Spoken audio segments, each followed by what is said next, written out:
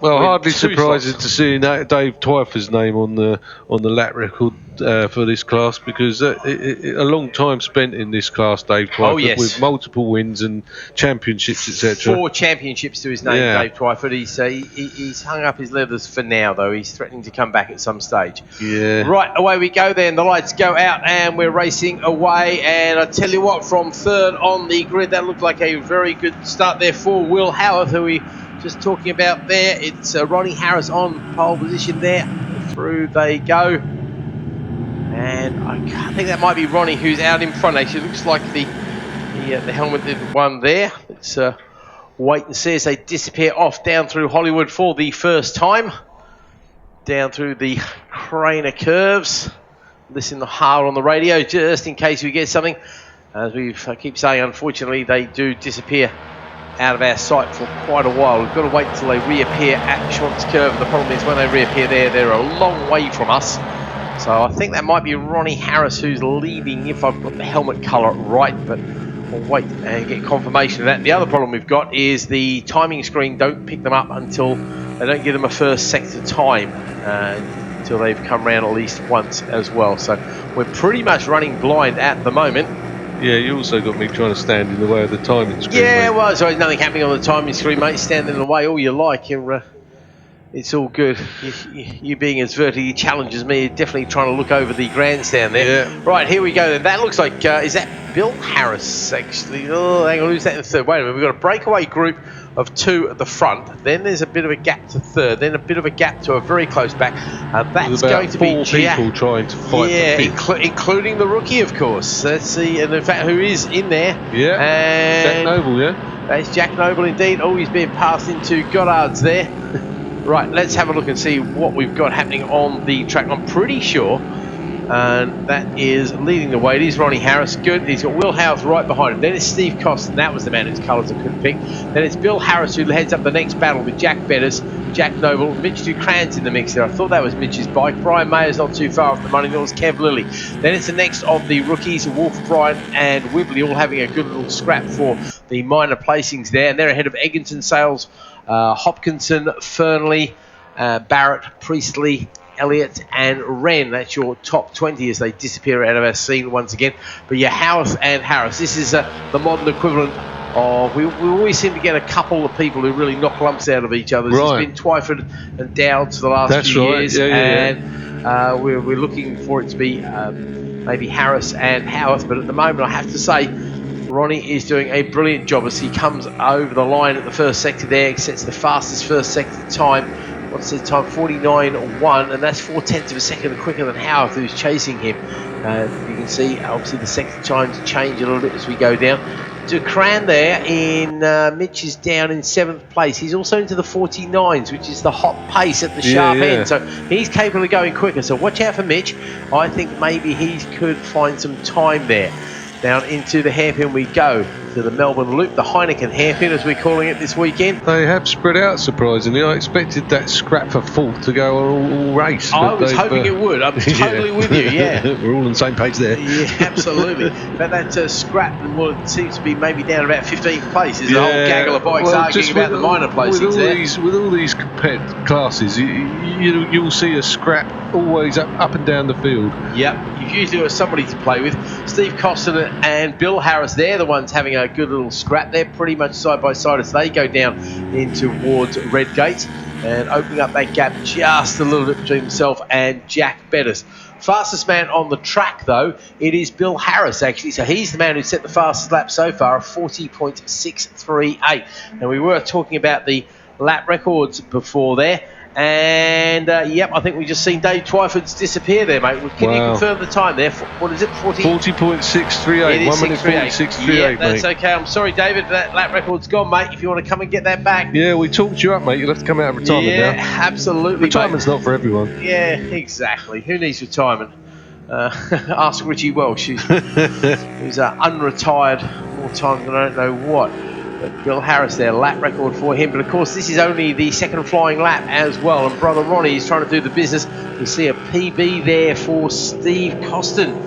Not quite the best lap that we've seen there, 49.5. So it's still on the kind of money you need to be at there. But Bill Harris has will get bragging rights, though, of course, his brother's looking good for the gold medal. So I don't know, what do you get more bragging rights for, the lap record or the win? What would you take? I think you can, when the lap record sits in the programme, every time you turn up, I think, that's got to be good in it, because you can just wave it in front of everybody all the time. Yeah, that's me, that is. Yeah, absolutely. I'm totally with you. No, I think a lap record definitely gets you bragging rights. Okay, we've got bragging rights going on for the minor placing. Here comes your leader. That's cover boy Ronnie Harris leading the way from Will Howard still. A gap opening up just a little bit there.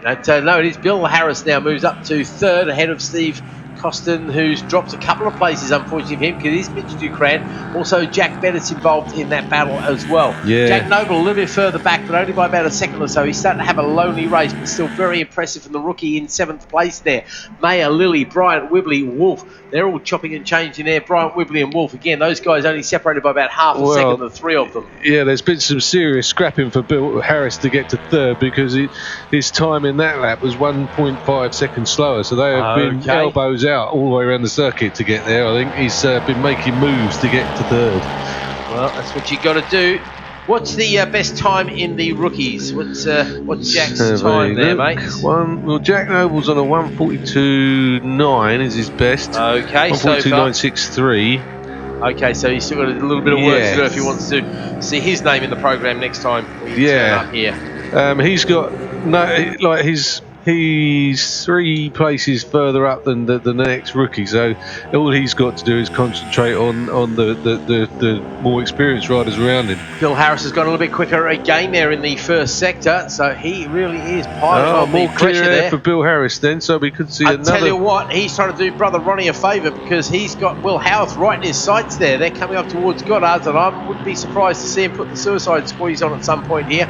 Here we go then. This is the battle for second place, and we're going to be running out of laps. It's going to be last lap flag this time round.